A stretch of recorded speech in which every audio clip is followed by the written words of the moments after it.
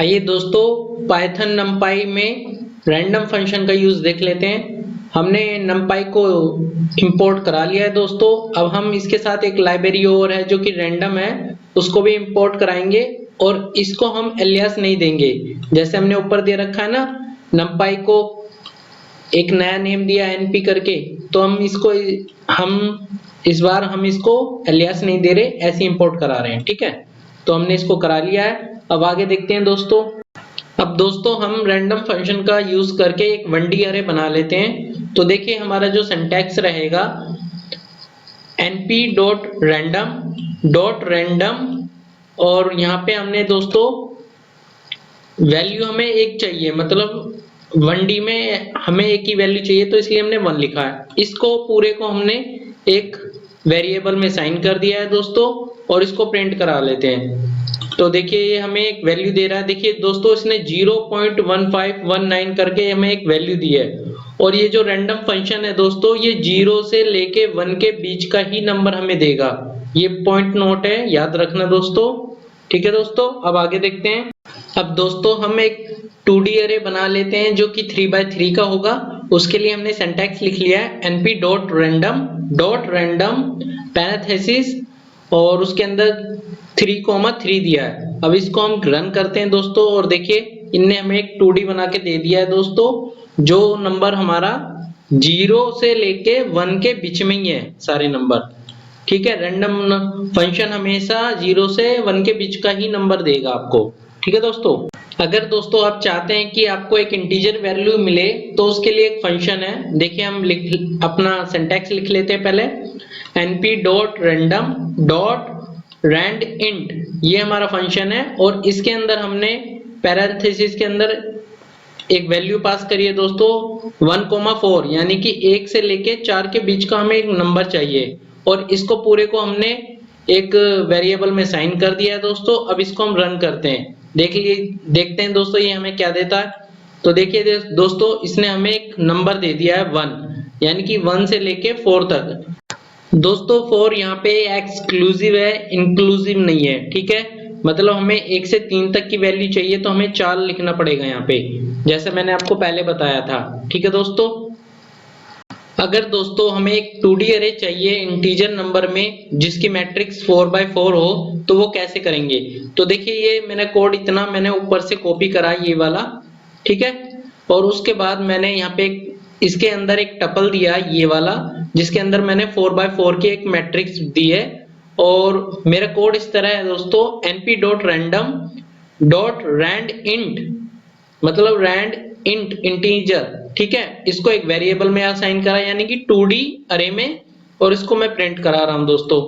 तो देखिए यहाँ पे हमें एक एरर मिला है और एरर कहाँ है, इनवैलिड सिंटैक्स।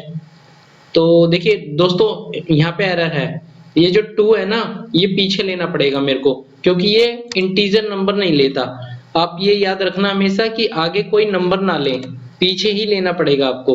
अब देखिए इसको रन करते हैं दोस्तों और यहाँ पे इसने हमें हमारी मैट्रिक्स दे दी है। ठीक है दोस्तों, अगर कोई एरर आती है, अगर आप यहाँ पे अगर स्टार्टिंग में ही इंटीजर नंबर देंगे तो वो एरर देगा आपको, ये भी आपको याद रखना है दोस्तों। ठीक है दोस्तों, यहाँ देखिए दोस्तों यहाँ पे हमारी 1 से लेके 3 तक के नंबर की एक 2D अरे हमारे पास बन के आ गई है जो कि 4x4 में है। देखिए 4 रो 4 कॉलम।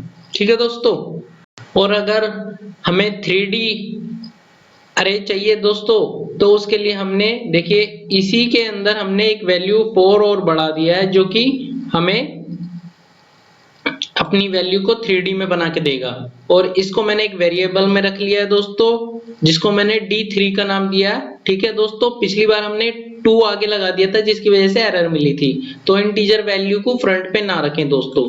अब इसको हम रन करेंगे तो देखिए दोस्तों हमें आंसर क्या मिलेगा। तो देखिए इसने हमें एक अरे बना के दे दिया है हमारा, जो कि 3D में है दोस्तों। देखिए यहाँ पे हमारे 3 कॉलम है, वो 3 स्क्वायर ब्रैकेट हैं जो ये बताते हैं कि ये 3D है। ठीक है दोस्तों, यहाँ पे आप एक बात याद रखना, ये जो मैंने यहाँ पे 2 लिखा है इससे क्या होगा दोस्तों। देखिए इस वाले सिंटैक्स को मैंने कॉपी करके यहाँ नीचे लिखा है। अब इसको मैंने एक वो बनाया है 2D को 3D बनाया है यहाँ पे, ठीक है दोस्तों। तो उसके लिए मैंने इसके आगे एक 2 लिख दिया है। 2 से क्या होएगा दोस्तों, ये हमारे 2D को 2 बार प्रेजेंट करेगा यहाँ पे, ठीक है, 2 टाइम। तो देखिए ये आ गया 3D के अंदर, और फिर देखिए दोबारा आ गया ये यहाँ पे, ठीक है दोस्तों। इसीलिए मैंने इसको, और ये जो नंबर ऊपर नीचे आ रहे हैं यार, ये आप जानते ही हैं कि रैंडम है, तो रैंडम में ऊपर नीचे नंबर आते ही आते हैं ये, ठीक है।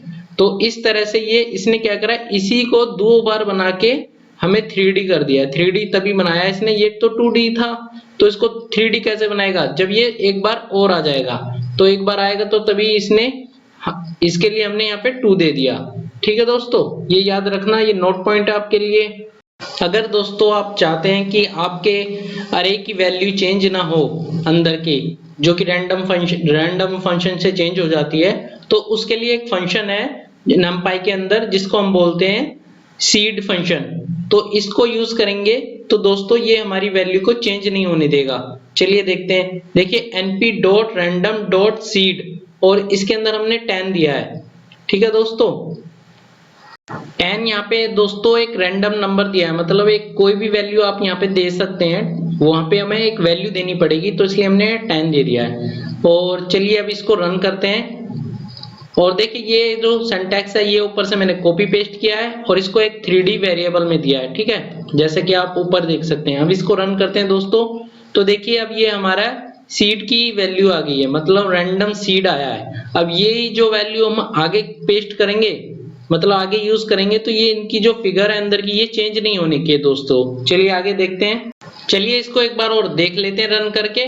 तो देखिए इसको मैं ऊपर से कॉपी करूंगा और नीचे पेस्ट करूंगा दोस्तों, और देख लीजिए यहाँ पे देखिए जब हम इसको रन करेंगे तो इसकी सेम ही वैल्यू आएगी जो कि हमारे अरे के अंदर है, वो चेंज नहीं हुई। देखिए एक भी वैल्यू हमारी डिजिट चेंज नहीं हुई, सेम अपनी जगह पोजीशन पे है, ठीक है दोस्तों।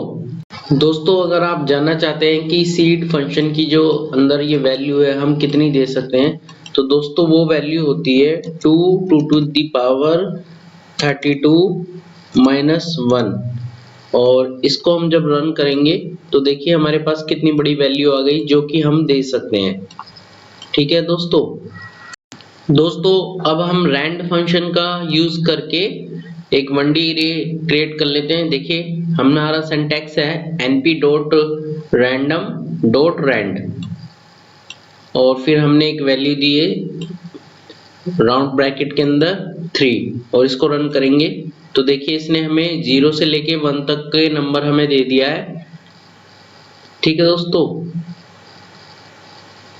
अगर दोस्तों हमें इसे 3x3 की शेप देनी है तो यहाँ पे बस हम 3,3 लिखेंगे और इसको रन करेंगे।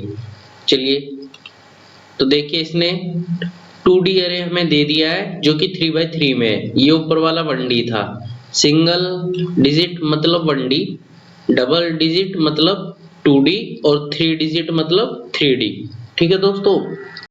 अब देखिए दोस्तों हम अपनी क्वेरी कॉपी कर रहे हैं और पेस्ट कर रहे हैं। यहाँ पे अगर हमने रैंड के पीछे n लगा दिया, इसे रैंड n फंक्शन कहते हैं दोस्तों, और इसको रन करेंगे तो देखिए ये हमें क्या वैल्यू देगा।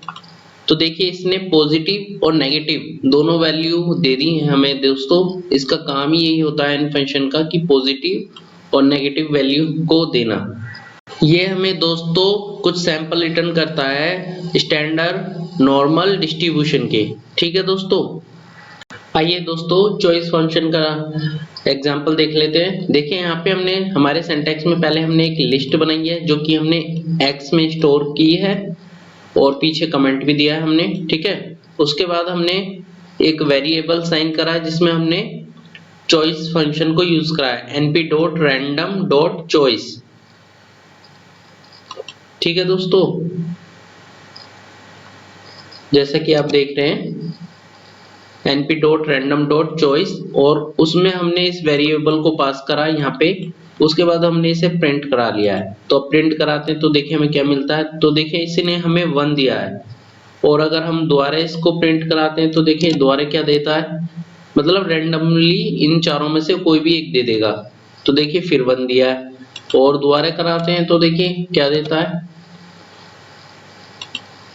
अब भी 1 दे रहा है। तो अब हम क्या करेंगे दोस्तों, इसमें हमने एक फॉर लूप लगा दिया है दोस्तों, जिसमें हमने लिखा है फॉर आई इन रेंज 10, ठीक है, और प्रिंट करा दिया है, और इसमें हमने पास कर दिया अपनी ये वैल्यू, ये वाली वैल्यू दोस्तों, देखो ये वाली वैल्यू हमने पास कर दी है। और अब इसको रन कराएंगे तो देखिए फॉर लूप इसको चला के देगा। तो इसने हमें दोस्तों रेंडमली 10 वैल्यू निकाल के दे दी है हमारे सीरीज में से, हमारी लिस्ट में से, इसमें से आप देख लीजिए 2 1 4 1 1 3 रेंडमली 10 तक निकाल दिया। अगर हम इसे 20 तक लिखेंगे तो ये 20 तक निकाल के देगा दोस्तों। चलिए देखिए इसने 20 तक दे दिया। और अगर हम इसे 5 तक लिखेंगे तो ये हमें 5 तक दे देगा, क्योंकि ये फॉर लूप है दोस्तों। देखा दोस्तों, ठीक है दोस्तों। अब देखिए दोस्तों, हम पहले अपनी लिस्ट ले आते हैं जो हमने एक्स में स्टोर करी थी। देखिए ये आ गया। अब इस पे हम परमुटेशन का फॉर्मूला यूज करेंगे दोस्तों। चलिए मैं कॉपी पेस्ट कर देता हूँ। देखिए हमारा फॉर्मूला जो हमारी मतलब सिंटैक्स है np.random.permutation, और राउंड ब्रैकेट में हमने x को पास कर दिया। अब इसको हम रन करेंगे तो ये क्या करेगा, ये हमें रैंडमली एक लिस्ट बना के दे देगा। देखिए इनने हमें करे दे दिया है 1D का, जिसके अंदर 3 1 2 4 है। और अगर हम इसे दोबारा क्रिएट करते हैं और दोबारा देखिए दोस्तों फिर बना के दे देगा, जिसमें रैंडम नंबर आगे पीछे होते रहते हैं। देखिए फिर एक और दिखा देता हूं मैं आपको। इसका काम ही यही है कि एक लिस्ट बनाएगा और इसके जो नंबर होंगे वो सेम नहीं आएंगे, वो रैंडमली आगे पीछे होते रहेंगे। ठीक है दोस्तों।